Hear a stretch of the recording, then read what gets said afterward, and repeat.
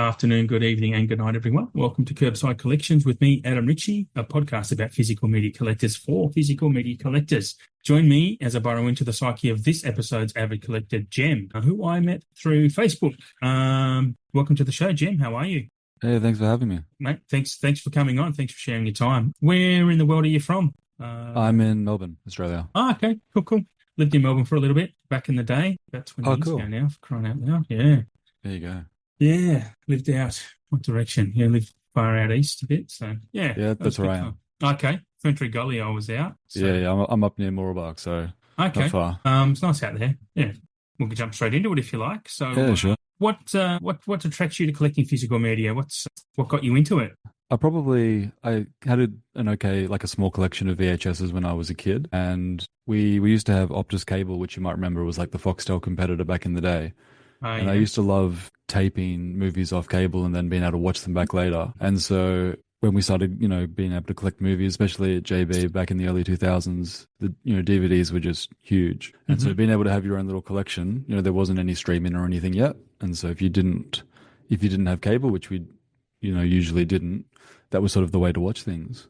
And Yeah. so sort of started to build up a DVD collection, and then that, being in, interested in technology, when Blu-ray came along, that was just a huge difference. And so being Yes. then becoming a Blu-ray collector and then a bit of a 4K one as well. So, was there any movie back then that got you into going, oh, I want to own a copy of this? Like, was there something that triggered you to go, I need to own this? No, I don't I've think there never was asked anything. anyone this question No, before. it's a good question. I don't think there was anything specific. There's So definitely. what did you love in particular as a kid growing up? I'm not sure how old you are, to be honest, so I don't want you to age yourself if you don't want No, to. it's, when I was a kid, my dad got these copies of the Indiana. I think he actually had them from before I was born, but he had these copies of the Indiana Jones tapes. He got, I think Hungry Jack's had some sort of a promotion where you could, Oh, if you wow. got a meal, you could buy the tape for about $10, and he got all of them. And I loved having those, and so those are some of my favorites. I think my other favorite was, I think, how old was I? I was about maybe 8 or 9, Hmm. and for Christmas I picked up this package and I thought, oh, this is a tape. I can feel this. And I opened it up and it was Con Air, which is the first, and it Ah, was so my first MA film, which at the yeah, age of, and I was like, Dad, this is MA. And he's like, I know, we're going to watch it today. It's going to be good. So, that's great. so I remember that was like, I've still got it. It's like like a little treasure. So I guess that's probably where it started. I was out op shopping here a few weeks back because I do Yeah. that every now and then, and there was a Con Air VHS there, and I was like, there was a few actual kind of gem like, pardon the pun, not referring Yeah. to your name, but there was a few VHS there that were like, these would be great, but I'm like, I don't want to go down this track, so I left I them there. know. Like if I I start, know. I'm gonna just collect VHS, and I don't want to do that. And now companies are starting to release I know. VHS. It's crazy. There's a new one just came out the other day for Romulus. Yeah, and Terrifier 3 is getting a VHS as Yeah. well. Okay. Yeah, It's it's so interesting. yeah, it's I think it's a great sign. Just for anyone listening, we're recording this at the end of Halloween night, I think, Mm. 2024. I think it's a great thing that Yeah.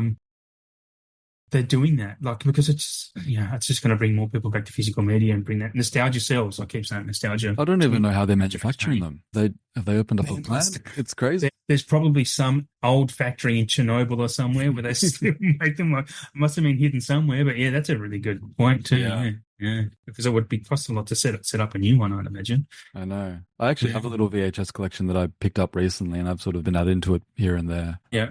There was a local lady, or there was a guy I went to go pick up this collection from Marketplace, and the description is what got me. I was reading through it, and it said this guy's written this description about this elderly lady that he lived next door to, and she's it's her collection, and she's getting rid of it. And it was about the condition of them that I thought was really interesting. And so I went to go pick them up, Hmm. and it was 5 boxes of these tapes.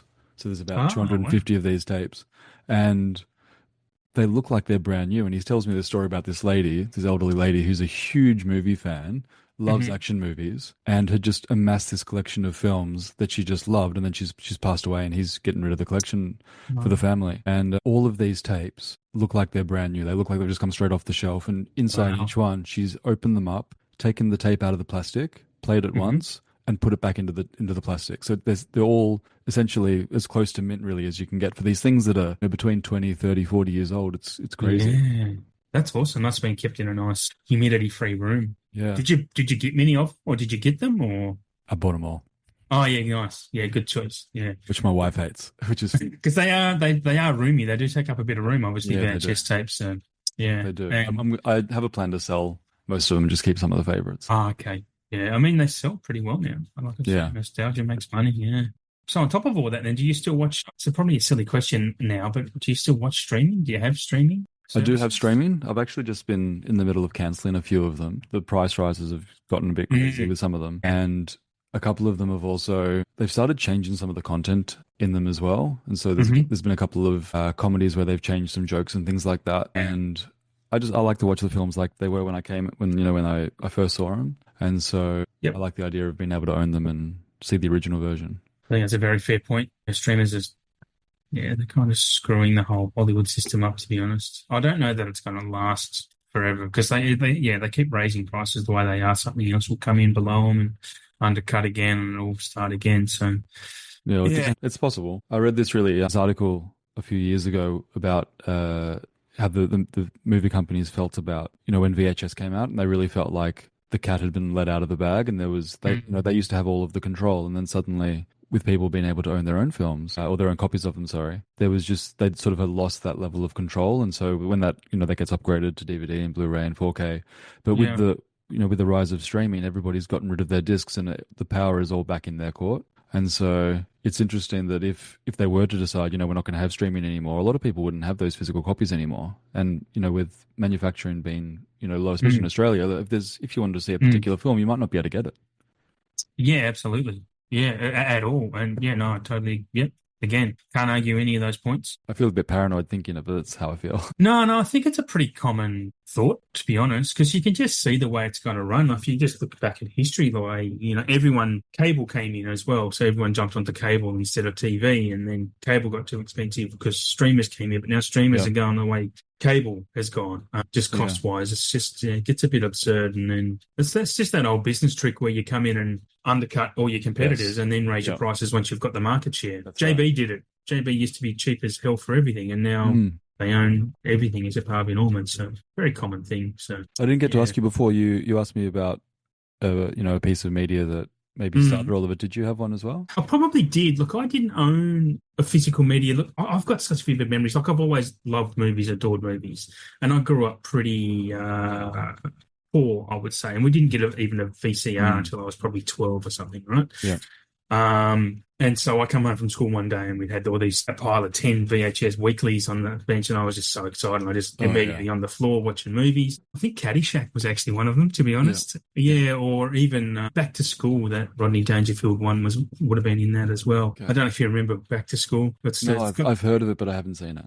It's famous for the triple Lindy, the diving move. Anyway, it was very funny. I remember my brother near dying laughing at that. But yeah, as I grew up, like I didn't own anything until because I actually got a job at a video store, and Right. it's still the best job I've ever had. It was just amazing. But I guess my favorite childhood movie as a kid was The Goonies, because I remember yeah. one of my parents' friends they'd had a heap of movies they'd taped off TV and whatnot. So Yeah. I just was in my own room one night and I had a TV and VCR in my own room, and I watched The Goonies every night for 2 weeks. 2 weeks in a row, I watched The Goonies, and I reckon I've seen that movie more than any other movie I've ever seen. That's a favorite as well. That's a great movie. Yeah, it's so good. And I saw something on Instagram earlier, and I'm like, I now really do need to watch that again. So it's probably, if anything, it probably was The Goonies that would have made me go, I need to start buying some of these things. The first thing I ever brought, honestly can't remember. It would have been a James Bond DVD, I think, when they started releasing those. Oh yeah. Probably. Yeah. Then it's just grown out of hand from there. Yeah. But yeah, I mean, you've got to obviously love movies to do it. It's the same as if you collect CDs still. You've got to love music or vinyl, I meant. I Sure. Yeah. I guess on that note, what in your collection are you most proud of owning? Like, what do you have boldly on display? Well, it's the collection. I sent you a picture of the shelves before, Mm-hmm. and I don't think there's none of it's. I guess the box sets are at the top, but that's mainly just because they don't fit in the shelves properly. Yeah, yeah. Some of them, they make them a bit of a weird shape or a bit of a strange height, and suddenly they don't fit unless you put them sideways, and it looks a bit weird. I got I haven't actually opened it yet, but the Inglorious Bastards, the box set up the top there, that was from Xavier. I got that a couple months ago. That one's pretty cool. Who distributed that? Because Arrow have got a one coming out as well. Yeah, I saw that. I'm not sure. I'm a bit annoyed actually because I think it's about half the price as well. I got it when I was Ah, my wife's from the UK and we went over to visit family, and I got it while I was over there. Oh, so that's the thing. Like, yeah, if I go overseas and just come back with a suitcase full of Yes, 4Ks. that is exactly what I did. Yeah. Yeah, that's the dream. Okay, Inglourious Bastards. Have you seen that on 4K? Because I hear the 4K transfer of that is not very good. I've heard that as well. I haven't watched it yet. No, okay. I think I have to double check. I think what I heard was that it was made from a 2K DI, which is Yeah. actually more common than you'd think. Have you seen the real or fake 4K website you can check out? No, There's a I have website. not. I think it's just if you just Google real or fake 4K, it basically just has a list of every movie ever made on 4K, and it basically tells you whether it's actually real or not. And so it tells you whether or not it was, scanned from the negative at 4K, if it was done at 2K, and if they've just upscaled it. Okay. Yeah, it's a good resource. I've just written that down. I'll be onto that because I'm going to be heartbroken later. I Yeah. can. I mean, it doesn't necessarily, it doesn't, yeah, absolutely. Maybe don't check it.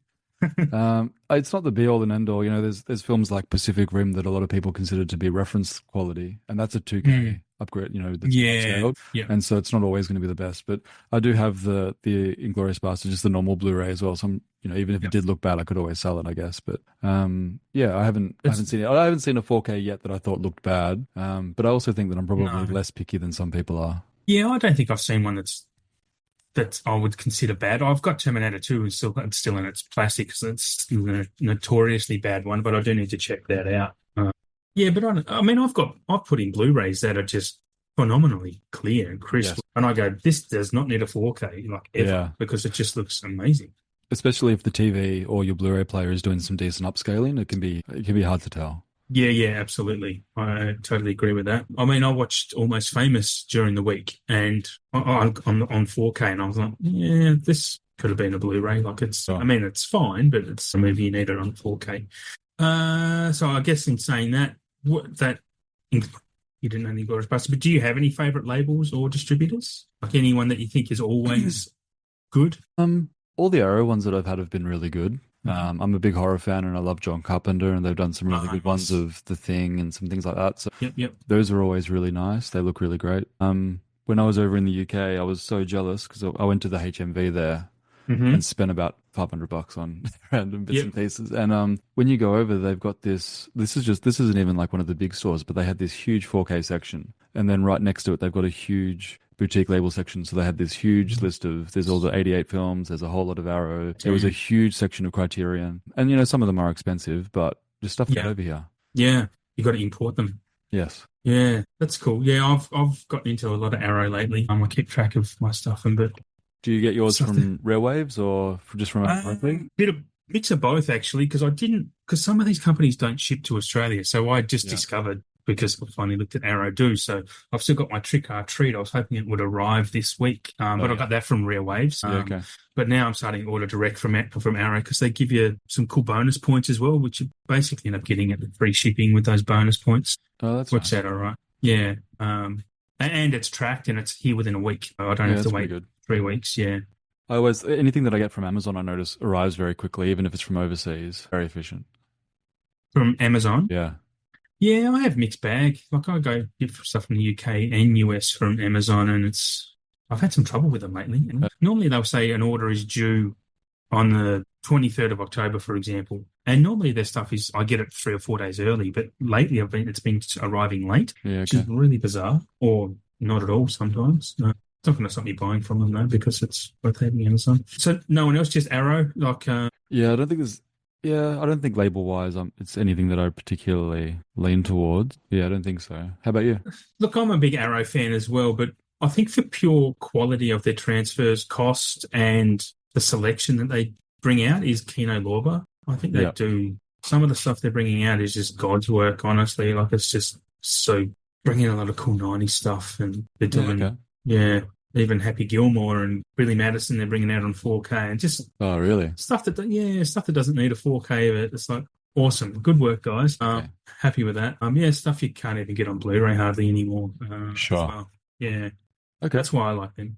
And do you get them from their website directly? They don't deliver to Australia because they Right, have some okay. great sales. I honestly, my most common search in Amazon is Kino Lorber 4K, and I just check Right. that Okay. at least every couple of nights to see. I what think the I think I've heard you say that before. I remember that. Yeah. It's it's a problem. It's a real problem. Yeah. So, do you know? Just I guess on that side of it as well. What are the best transfers that you think you own? Like anything that sticks out? I think, as I said before, I'm not as picky as some people are, but I watched, I don't, well, most years I usually watch Hocus Pocus on Halloween. It's one of Oh my yeah. favorites from when I was a kid, and I've got the 4K of that. And I was Hmm. surprised at how good that looked today. That was the first time I've watched it off the disc, Yeah, and right. that was surprisingly good. I also like, it seems weird, but I also love that it was in 16 by 9 as well. Like we buy Yeah. these huge TVs, and then half the TV is black bars, which you watch it like a Scorsese film or something. Yeah, yeah, And yeah. so it was nice actually using like just seeing it on a big screen. If I had a projector, it'd be different, but on a TV, Yep. it's nice. But yeah, that looked very clean. That was really good. Yeah, nice. Yeah, I've got a couple of ones that I picked up recently from HMV that I haven't opened yet, but I'm looking forward to checking them out. I think Aliens was the big one. Yeah. Yeah, that's supposed to be pretty good, Aliens. Yeah. I think. Yeah. So what are your what's your home media setup like? Like do you have like an OLED TV? What do you So I've got a 75-inch Sony. I think it's an LCD TV or maybe LED Okay. TV from maybe about 5 or 6 years ago. Yeah. And I've got a small 5.1 system. I've got Mhm. a baby, so I can't have it, or a toddler Ah, now, yeah. so I can't have it turned up too Right. loud. Yeah, but it works great. Yeah, cool. Yeah. Um, are you into special features at all? Like with your disc? Do you care if you get them? So I used to be really, really into special features. I think when I Mm. was a teenager, I think that was probably one of the reasons why I started collecting as well, because you get, Right. the commentaries and the behind the scenes. And that was one of the things that I would tell people, when you're talking about physical media, why it's a great advantage. And then recently I was thinking about it and I realized that I haven't listened to a director's commentary in about 20 years. Like, Yeah, honestly, I don't think I have. Behind the scenes, you might listen to one, you might see one every now and then, but a lot of them are on YouTube as well. Yeah, I think it's one of those things where I would always say that the special features were important, but yeah, most of the time, if I'm checking out a new movie or just checking out something that I haven't seen before, I'm going to watch the movie rather than watch the behind the scenes or something else. I'm probably just going to watch another movie because I've got that many yeah, now that I'd rather yeah. just see something new. If it's a film that I really, really like, then yeah, I want all of those special features. I want the bonus stuff. But for most films, I actually don't really care anymore. That's pretty much in line with most people think, including myself. I'm very much the same. I think I've only Yeah. ever listened to one director's commentary in my life, and that was 12 Monkeys, because 12 Monkeys is my favorite film. Oh yeah, that is a And that classic. was, Is there a yeah, 4K of yeah, that one? yeah, yeah. I had to import that many years ago. I think that's an Arrow actually. I Yeah, did it a okay. while back. Yeah. Oh, I made the film, as they do, they make the films much better. In saying that, though, there's a new podcast, a newish podcast by Mike Flanagan. You know Mike Flanagan? yeah, sure do. He's got a podcast out where he interviews a director in three parts. But what he does, he sits basically horror directors so far, and he sits them down and they do an intro episode, and the next week they actually sit and watch one of their movies and they commentate over it, the whole how it was made process. That's great. It's so great. This week's episode I've been listening to is Lee Winnell with the Yep. Invisible Yep. Man. Yeah, cool. It's such a great podcast. I don't Check that out. That sounds awesome. Yeah, I mean, I don't actually sit and watch the movies with them because he'll tell you when to pause and we're going to Yeah. start it now. Yeah. But I normally just am on my walks while I No, listen to it. Yeah, I don't need to watch it while they talk. It's really good though. that sounds great. When I lived in the UK, we went to I think it was the Odeon Festival, the one Oh that the yeah, cinema chains over there. And my brother was coming over, and I wanted to plan something special for him. And so we got tickets to this festival that a friend had keyed me into. And I don't know if I think you've seen The Raid. I think I remember hearing you talk about. yes, So yep. they were doing a screening of The Raid where the director was going to come and sit in the cinema. Hmm. And they played the film, and they just turned the volume down a little bit lower, and he just sat in the front row with a microphone and just talked. And he just talked the whole That's film, awesome. and he just told stories, and he showed mistakes. He's like, "Hey, look for this. This is wrong." Just made everyone it was funny. It was it was fresh, and that was a really fun director's commentary. I wish I recorded it actually. Yeah, that would be But yeah, great. that was a good fun night. Yeah, that's I kind of dream of, well, not dream of, but it'd be just great to go to one of those screenings. Because I've got a few mates in New York, and they go to those screenings where the directors and this cast turn up and just Yeah, have a chit chat or Q&A before or after, and it's just yeah, that'd be great. We are getting an IMAX on the Gold Coast by the end of this year, so they might oh, start that's doing that awesome. here. The Yeah, Melbourne one's fantastic. yeah. I've got mates up here who'd fly down to Melbourne to watch IMAX. Like one guy, I actually met him in the JB Hi-Fi in the 4K section. And he flew down four times, I think, to watch. Oh, Might have been Oppenheimer. I was about to say probably Oppenheimer. Yeah, that Yeah, was sold out for months. yeah, right. I think the Melbourne one might be the biggest in the Southern Hemisphere or I think close it to. is. I think it's even the biggest in the world. Really? I think, yeah. It's pretty good. Yeah, I've seen all of Nolan's films there since Dark Knight. I want to know what the big attraction to it is because it's like to me. Look, people. I'll give you a reason why. When June 2 was coming out on 4K, people were whinging. It's not getting the IMAX ratio. Blah blah blah. And I'm like, all you're going to see is a bit more sky and a bit more sand. What? Who cares? Sure.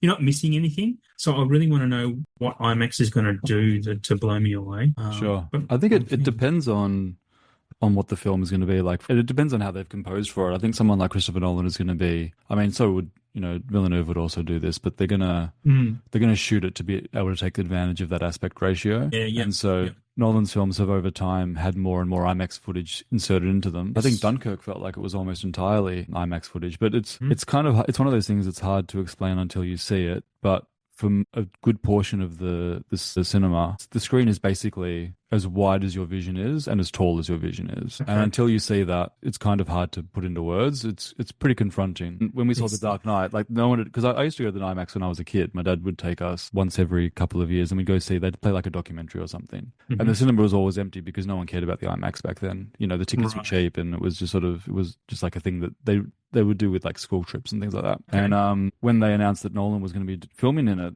it created a lot of buzz. And the opening shot of the film, when you see the Chicago city skyline, there was an audible gasp in the cinema with people just in shock and confronted by like what the image was like. Because it's not only huge, the resolution is unbelievable. The medium format film blown up in that size is just, it's unreal. And so it's you've never seen anything like it. I'm keen. Yeah, I'm sure I'll be converted. I'm sure my skepticism will fade away pretty quickly, and I'll be a quick convert. Yeah. The first movie we're getting up here is Mufasa. It would have been unplayed by the time this episode airs, but I know Jordan Peele's also doing a lot of IMAX, and he's got a new film coming out in like 18 months or so as well. So. Does he really? Yeah.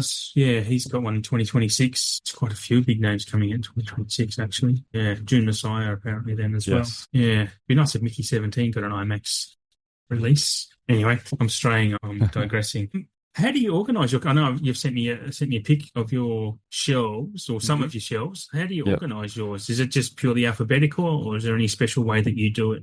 So part of it is alphabetical because I love my horror. I've got a horror section specifically, and so the top left hand side is all horror. There's probably about 200 or so, not heaps, but a good little amount. And then opposite that, it's got comic book films and Disney. I've got a few sort of obscure Disney ones from when they sort of released them once and then not again. Yeah. And then directly underneath that, it's basically from left to right, top to bottom, or from about maybe the seventh row down. It's just alphabetical, basically. Okay. And so, but it crosses both shelves. So there's the two shelves, which are about 3 each. So there's 6 across. Mm-hmm. And so from 6 to about, from to the floor, it's just A to Z. And that's probably about maybe 800 or 900 of them. Wow. So you've got a good collection. It's not bad. Yeah. It kind of got out of control. Like it started small, and then suddenly you're like, what's going on with that? Made it 2.5 years ago. I had 330 when I first catalogued mine. You're up to 1,500 now, aren't you? It's close to 17 now. Wow. Yeah. It's but I've slowed down. The last month has been nice. I have slowed down, which is good. I just got to. Anything you regret buying? Oh, that's a good one. I mean, if this new Inglourious Bastard set is good, I'll regret it. It could be for any reason. Like it could be because you maybe brought it blind, you hadn't seen it. Oh yeah, you know what? I bought I still am, but I used to be a really big David Fincher fan. I bought the 10-year anniversary Fight Club Blu-ray disc, which is great. And 5 years later, they released the 15-year anniversary Fight Club edition. I was like, oh my god, I got to get this. So I got it. It's the same disc. It's the same. Just thing. a different label. What a sucker. So that's the best answer I've had yet. It's amazing. We're getting a 4K of that too. He's working on that. Keen for 7 in January too. Exactly. We're getting that in Australia. That's really good. Yeah. That's 7 is like in my top 10 movies of all time. I still remember watching it in cinema. Just blew my socks off. Yes. It's amazing. Yeah, that would have been. I saw it maybe about 15 years after you did, but it still blew my socks off. Yeah. I've seen it. Every time I've seen it like a good dozen times on one, it still gives me chills at the end. It is good. I'll frisbee the Blu-ray out the window happily to get a 4K of that. I'm sure it'll be great. Sure. Yeah. I was going to ask you something else about how you organise your collection before, but hopefully the question comes back to me a bit later. And then the box sets are just up the top there because they don't fit. So they're a bit random. So there's like Disney is next to Nolan, which is next to Bond. Yeah, it's very similar to the way I organise mine, to be honest. I've got all my box sets up top. But I got stuff everywhere. I have a horror section as well. Oh, yeah? Yeah. That's what I was going to ask you. What's your favourite horror film? I don't know why I was going to... Because that's a tough question, right? That is a tough one. Because there's so many different types of genres of horror. Like there's so many sub-genres. And Absolutely. what's your favourite... Okay, to make it easy, what's your favourite sub-genre of horror? Like zombies, vampires, slashers? Like what's... Yeah, I'm a big slasher fan, even though... Yeah, I love slashers. It's tricky because, there's films that are good and then there are films that you like and they're not necessarily the same thing. No, I think horror absolutely. is similar to comedy. Like, you can love comedy films and I can like comedy films and we might not like the same films. And horror is the same. And so, there's plenty of films that I love that I wouldn't necessarily tell anybody to go see because they're probably not good, but I enjoy them, and vice versa. Like a film like Silence of the Lambs, we're probably all going to agree is really good, but I'm probably not going to watch that very often. I might watch them every 5 or 10 years, whereas something like Halloween, I might watch every 2 years or maybe even every year, because it's just a classic. I love Halloween. Yeah. I think at the moment Halloween is up there, or maybe Jason Lives, the sixth Friday the 13th film. That's a fun one. Yeah. Okay. So it gets a bit crazy. I need to get through to the Friday the 13th. So I've only seen the first 2, I think, and I just recently got a box set of that. But yeah, okay. I'm with you on Halloween because I'm a recent horror film convert. Yeah, I remember that, yeah. Yeah, and Halloween is what really made me go, yeah, horror is the shit, actually. This is really good. And I'm a big Carpenter fan as well. So yeah. What's your favorite Carpenter film? Halloween. Yeah. Yeah, obviously The Thing. Everyone, like so many people have come out of the woodwork about The Thing lately. I know. Incredible. No. When I was about 12 years old, I think, and it was on TV, and Dad sat me down and said, "Watch this," and I was like, "You sure?" And he goes, "Yes." I love that. It just, oh man, when the CPR scene, oh my God, that just terrified me. That was fantastic. But you're right. It's kind of one of those things that no one knew about, and then suddenly everyone's just come out of the woodwork talking about how it's their favorite. Yeah. Yeah, it's I've got my movie mates that for the website I write for talked about The Thing. So I only watched The Thing for the first time a couple of years ago, and I was like, yeah, this is really good. And at the end of it, I thought this just feels like it could lead into an X-Files episode. To be honest, I want to see Mulder and Scully just turn up at this base and see what's happened here. But then watch it again, and things get better when you watch them again. Yeah.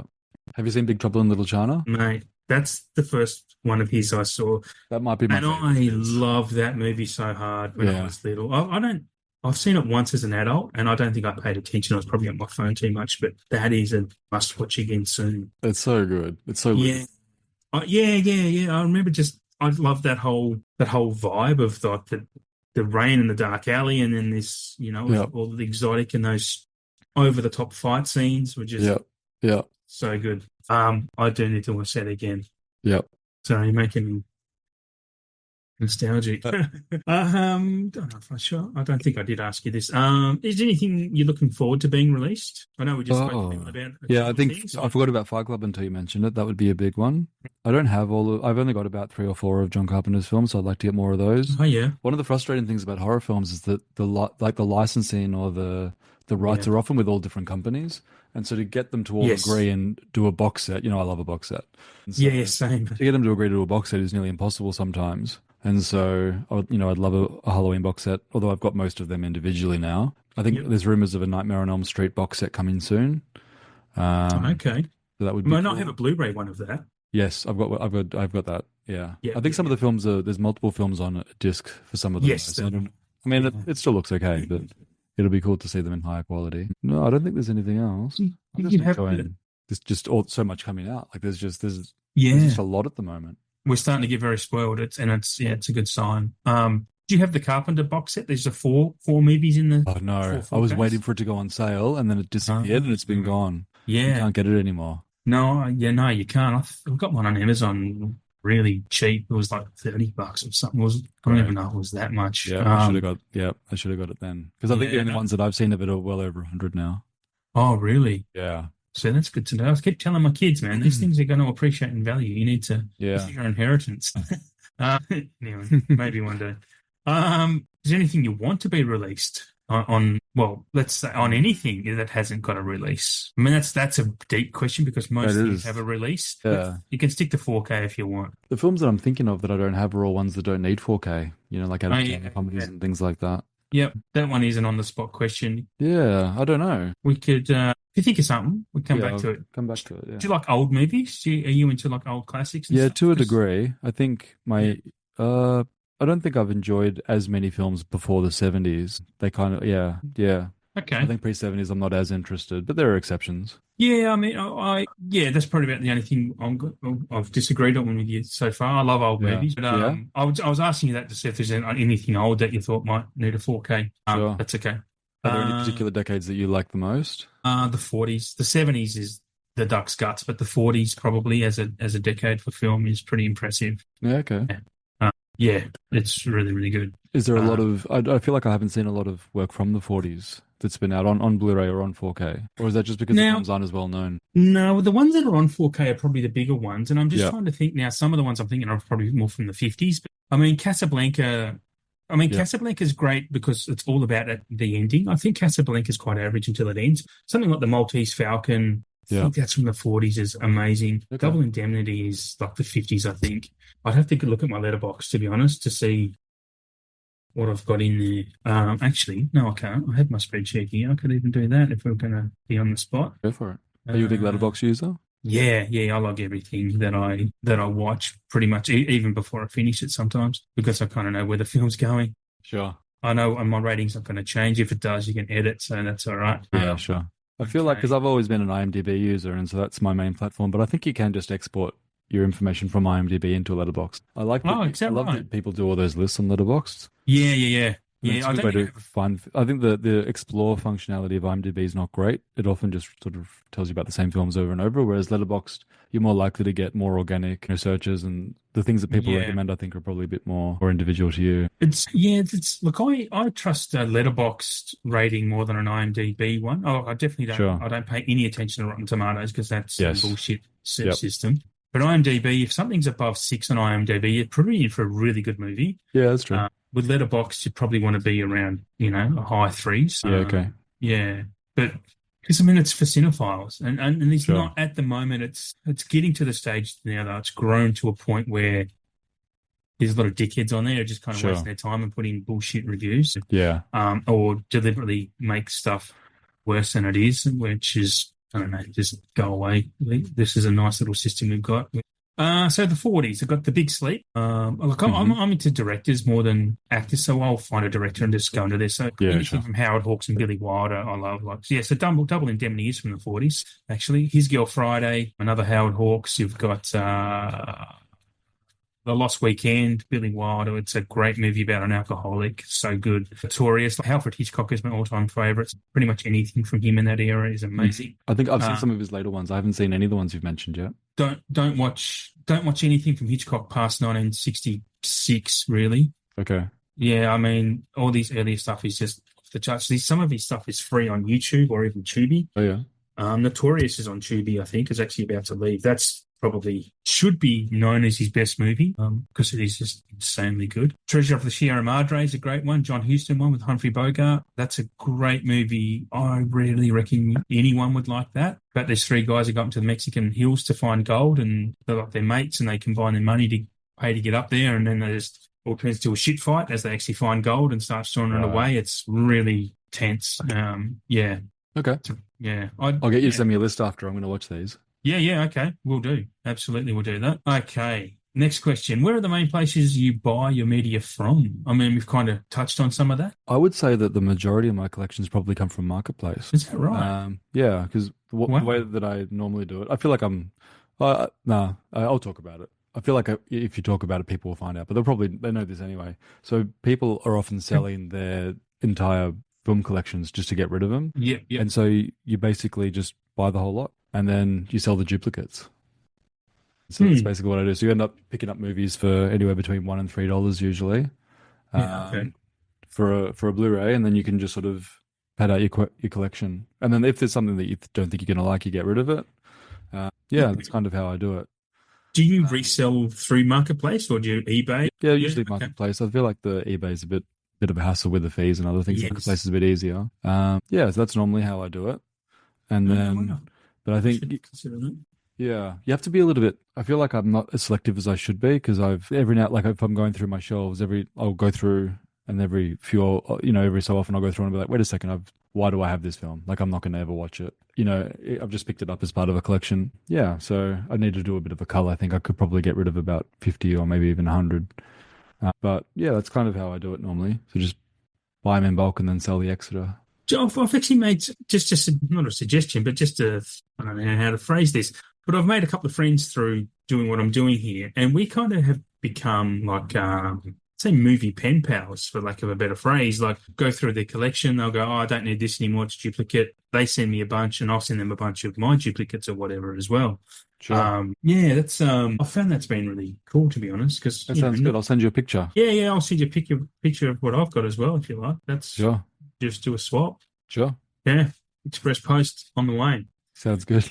Well, I know we discussed, this is how I got you on the show, because we were discussing this through Facebook. So I know you catalog your collection, so Yes. tell us how you do that. So the Blu-ray.com website is a really great resource for selling, but they also have a really good app for finding deals, which the deals part isn't as good as it used to be. I don't know what changed, but a couple of years ago, they did something where you used to be able to just find hundreds and hundreds of movies really cheaply. And more recently, sometimes it just is blank. So I'm not sure what's going on with the deals part of it, but the cataloging part of it still works really well. So when you open up the My Movies app, you log in with your account, and then on the side there's a button that says My Collection, and it basically has a list of all of your films, and you can organize them however you like. You can do it by as you last scan them, or you can do them alphabetically. But the main reason why I do it is because I found that I was buying too many films that I actually had already, so it was just a duplicate, which is really frustrating.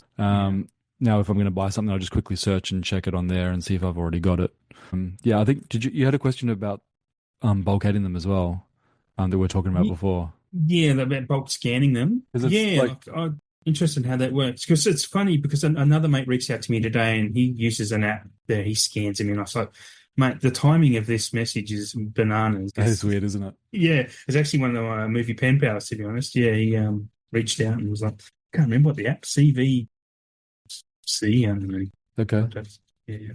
Anyway, same thing. You scan them in. So yeah.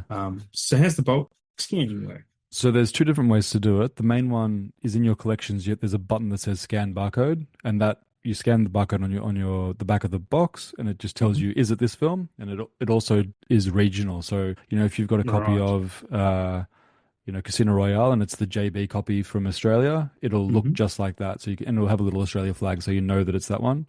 Or if it's from another country, it'll have that country code on it as well. So that works really well for when you're buying new movies once you've already catalogued your collection, because you're only adding one at a time. But there is an extra feature on the side, and let me just so I give you the right name for it, because it's really stupid. It's kind of hidden the way that they've put it. It's not obvious what it is. It's called My Scan History. And so when you click on My Scan History, it gives you a list of everything that you've ever scanned, basically. But down the bottom, there's a button for the barcode. And when you scan that, instead of scanning the barcode and then it's saying, hey, what's this film? Is it this one? And then you say yes or no, it just allows you to keep scanning afterwards. And so you can scan 10 in a row. And then after you've done that, you can just tap on them and it will tell you what, is this what it is? So the way that I normally recommend doing it is, I'm not going to lie to you and say, hey, this is a fun process, because it's not. If you have a big collection, it's a pain. Yeah. But the best way to do it is just to do 10 or 15 at a time. And so, you walk past your shelf, you grab a stack of them, you scan them, and then you go back to it later on. And so if you do that, every day you do a stack or two, over the course of a couple of weeks, you get through it all pretty quickly. And you get faster at it as well. So that's kind of the way to do it. That's a free service, isn't it? Yeah, it's free. Yeah. Yeah. And so basically, it matches it up to all the things, and every now and then it does make a mistake, and it never gives you the wrong movie, but it sometimes will just say, I can't find it, and you can either search for it manually or you can just rescan it, and usually on the second scan it works. Okay. Yeah. It might convince me, but I don't know. It's a daunting thought to go through all of my shit and go scan this, but now there's different. Once you've done it, it's done. You have to think about it again. You're right. So that's sort of the upside to it. But I think unless there isn't really much of a point in cataloging it, unless you have that issue that I had, which is just buying duplicates and then getting annoyed about it.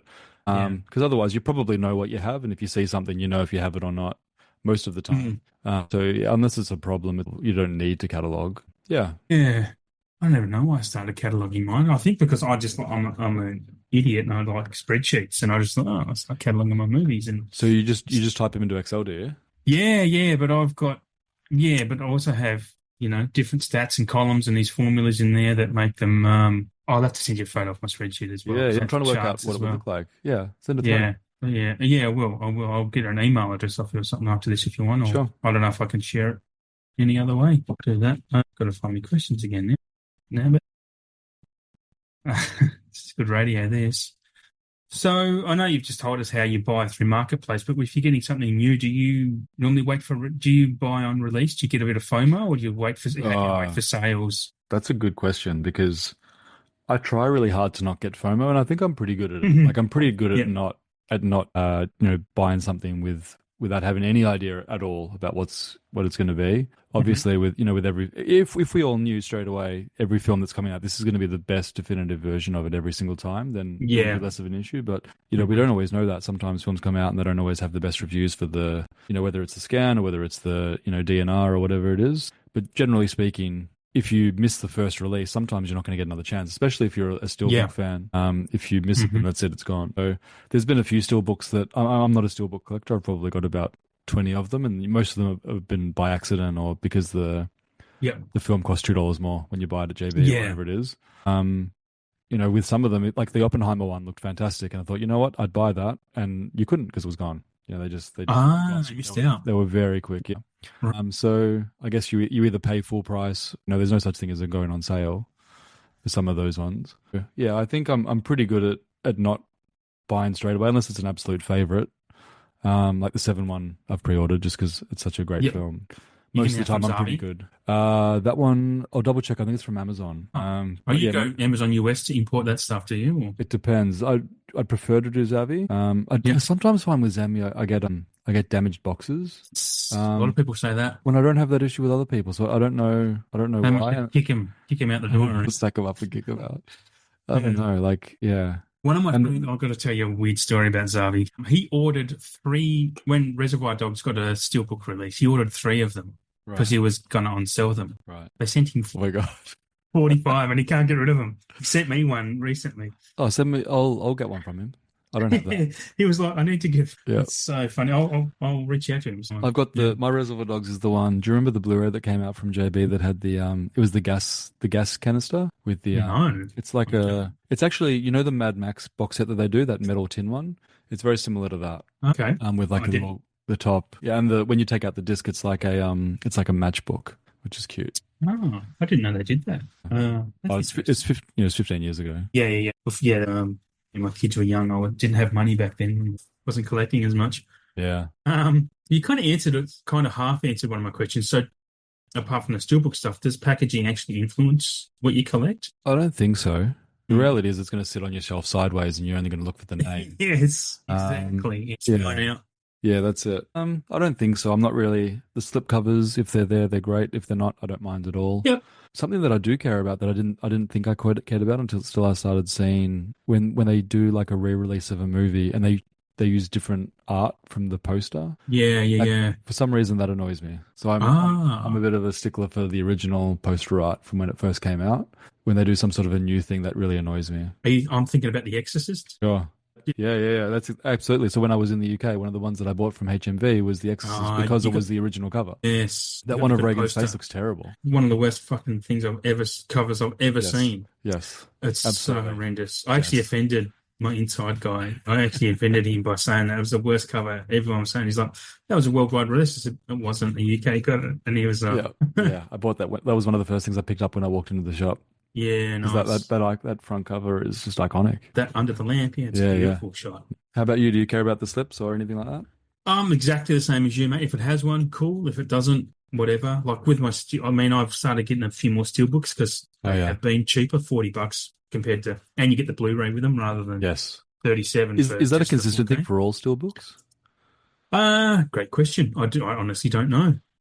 I really How don't do you know. feel about the trend of not including the Blu-ray with the 4K? This is something I've been investigating. Personally, it's the same as special features for me. It's good to have Mm. and not need, the need and not have, right? It's funny I, because if you asked me like 15 years ago or 20 years ago when Blu-rays were coming out, I mm, would have said, yeah, it's really good because I've got the DVD now, and then when I get the Blu-ray player, I've got that. But now, no one's going to use the DVD. You know, You might as well No, go in the bin. You just have the no. Blu-ray. And so I should feel the same. I should feel like the 4K is the only disc I care about. Who cares about the Blu-ray? But for some reason, I Yeah. still care about it. I think a lot of people do, and I think I don't know whether it's a psychology thing about value for money type of Yeah, thing. that You're makes getting two sense. for one. Yeah, that makes sense. But I know with the way costs are that a 4K alone might cost $35, but if they add the blue, it might cost 45 in a standard release. Yeah, it's a big difference. It is a big difference. So there's some figuring out being done about what they do there Yeah. with certain distributors, I'll say, because some people, I mean, a lot of people say, well, if I want to watch a movie and my main TV is being used, I can grab the Blu-ray and go watch it down in the other room or something. Sure. I don't have that issue. I'm not sure.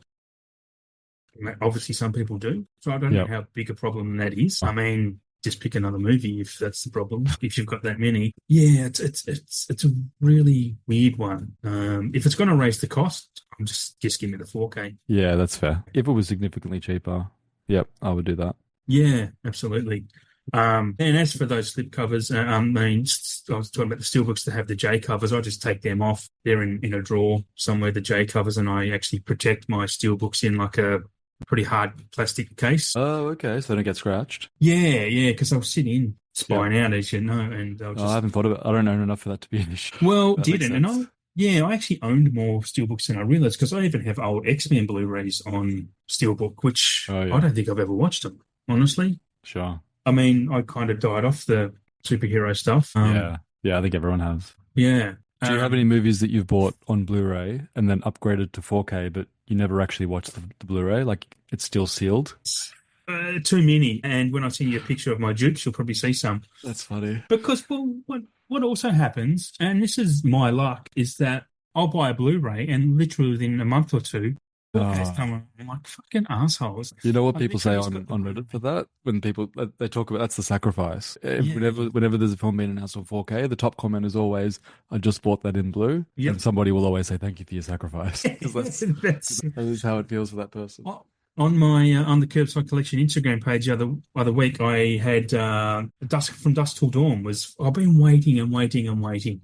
Like, bring out a damn 4K, and it was $14 on Amazon for the blue, and I'm like, because I only own it on iTunes, and it turns up, and even in my Instagram page, I'm like, a 4K is incoming. Trust me, because I've just gotten this Blu-ray. Yeah, so there's a few, but I don't always upgrade either. I don't always specifically upgrade. Like sometimes out of spite, I'm like, no, fuck that. I'm just staying with the blue.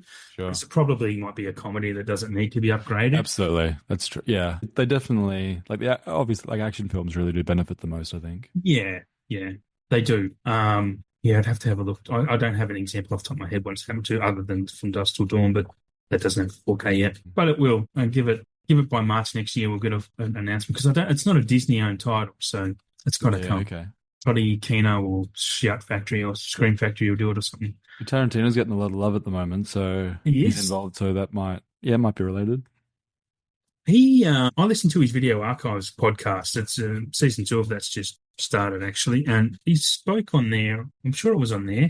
He doesn't really care for the 4K side of it. Yeah, he's happy with Blu-ray. Yeah, it's shot on film. He said it looks more than good. So yeah, but we're getting that big fat Pulp Fiction. Well, been and gone by the time this episode is, but in December. 30th anniversary. Yeah, that looks pretty cool to be honest. Like the diorama of. I don't own Pulp Fiction on 4K. I just have a Blu-ray box set of Tarantino. So yeah, I could look into that. Yep. Which is your favorite of Tarantino's films? Oh, I love this question. Because I have a hot take on it. My favorite is Jackie Brown, but I strongly have the opinion, whatever your favorite Tarantino movie is, you're not wrong. Like you just, whatever it is. Every one of his movies is worthy of being your favorite movie of his. Sure. What's yours? I'm thinking now. It's probably Bastard. Yeah, it's probably Bastards. I mean, that's also potentially because that was the first one that I saw at the cinema. And so that's a pretty big experience. Seeing a new Tarantino film is always like a big deal. No one's seen it yet. No one knows what's going to happen. Django was amazing for that same reason. Kill Bill 1's pretty cool. Yeah, Kill Bill 1 is great. Do you know if they're doing Kill Bill 1 and 2 is it a double or are they selling them individually? I reckon they'll be individual because he was also talking about that whole bloody affair as well. Is that just the two films stitched together? Pretty much. I think there might be extra in there because he shows it at his theatre in LA, the New Bev. I've been there. Have you? Yeah. Yeah, right. And when me and my wife were on our honeymoon, and we wanted Yeah. to go over there, and I knew that he had a cinema, and I wanted to go. And he released Once Upon a Time in Hollywood, and we went to a midnight Yep. screening. Oh, wow. So yeah, it's cool. Once Upon a Time in Hollywood is the only one of his movies I've seen in the cinema. I've Yeah, not okay. seen. Yeah. There you go. Did you Pulp enjoy it? Fiction. Oh, Once Upon a Time is probably my third favorite of his, to be honest. Yeah. Like it's just grows in stature every time. I love it. I love it. I loved it at the time, and it's gotten better every other time I've seen it. I need to watch it again. It didn't really resonate with me, Okay. but everyone that I speak to loves it. I'm sure I'm in the wrong. I just got to give it time. Look, mate, movies deserve two or three chances. Absolutely, I think. Sometimes they hit you at the right time. Yeah, Sometimes they hit you at absolutely. the wrong time. It's very tonal and a mood-based thing sometimes with movies. Yeah, absolutely. Yeah. I don't know if we've really discussed this. Maybe we have, but what are your favorite films or genres? Horror, maybe? Or Horror's definitely a favorite. I think my tastes are pretty conventional. You know, I'm a huge Spielberg fan. I love Nolan. Obviously Tarantino. The best film that I watched last year, which is one that I wasn't expecting, it was a film from the early 80s called Dead and Buried, which I think it's recently gotten a 4K release as well, so I've got to pick that up. I've just got it on Blue. Yeah, it's an 80s horror film. It feels like it's a 50s film in terms of the style of it and I like the that. setting. But it's just, I don't know what there was. You know, as you said, some films just resonate with you. Some films just get you at the right time. Yeah. And I really enjoyed it. Yeah. Yeah, it's kind of I guess it's a zombie film, I guess, kind of. Oh, okay. A little bit, yeah, it's a zombie film in a way. Yeah, recommended. I think I remember seeing it vaguely. Was that a Screen Factory release, the 4K? I think it is. Yeah, I think it remember. is. The cover is in my mind at the moment. Yeah. I've never seen the film, so Okay. Yeah, check it out. yeah, I'll look it up. For sure. Any favorite actors or directors, or are you into that side of the film? Yeah, I am. I know you just Although said some directors, but I think there's just certain actors that if you see them in something, or that they're going to be in something, you want to check it out. No one's coming to mind though. No Okay. one that wouldn't surprise you. You know, Brad Pitt's great always. yeah. I like Adam Driver. Yep. I think any comedies with Will Ferrell or Adam Sandler, you know, just pretty standard stuff. Nothing surprising really. Okay. Yeah. How about you? Actors? Yeah, my two favorite actors are both dead. Jack Lemmon's probably my all-time favorite Oh yeah, actor. he was in Some Like It Hot, wasn't he? Some Like It Hot. That's a The great Apart- movie. Good. Well, that's an older film that you like. That's good. The Apartment's probably my favorite film of his. Oh yeah, I've heard of that. Yeah, The Apartment's amazing. That was one of those films that hit me at the right time. I was watching that one night because I actually asked him, mate, tell me some old movies because I want to watch some old black and white stuff because he's just such a vibe with them. And he's like, that was the first one I watched, and I was like, that's an instant 5-star movie for me. Yeah, Philip Seymour Hoffman. Oh yeah, and the guy is just probably the best that the craft's ever seen, I think. What's your favorite of his? Philip Seymour Hoffman. Oh, Jesus. Boogie Nights is springing to mind because Boogie Nights is a fantastic film, but his best performance. Wow. I mean, I thought Capote he deserved Oscars for other films other than Capote. Yeah, okay. Again, it's The Master. He's amazing in The Master. I watched a film of his last night called Happiness from 1998. Have you seen Happiness? No, I haven't, but I've heard of it. That's disturbing. That's fucking disturbing. I loved it. It was such a great movie, but I'll probably never watch it again. Yeah, okay. It's just, it's really confronting and dark but funny. Like the darkest comedy I've ever seen. Damn, man. I'd have to look at, again, my letterbox list of his. I should make a list for Hoffman. Okay. Yeah. Yeah, that'd be a good list on your letterbox, actually. You could share it.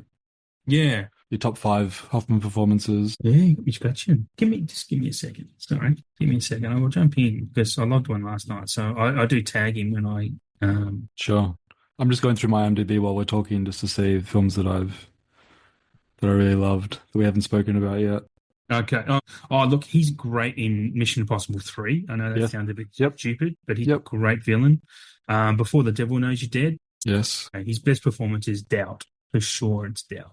Okay. As the suspected pedo priest. Yes. Amazing in that film. I'm trying to remember, did that one win an Oscar? I feel like it did. I think the film did. He didn't. The film there was nominations at least. I'd have to look that up on IMDb because Letterboxd doesn't have that info. I mean, all three of those leads, like Amy Adams and Meryl Streep, are all insanely brilliant in that. 5 Oscar nominations. Yeah, wow.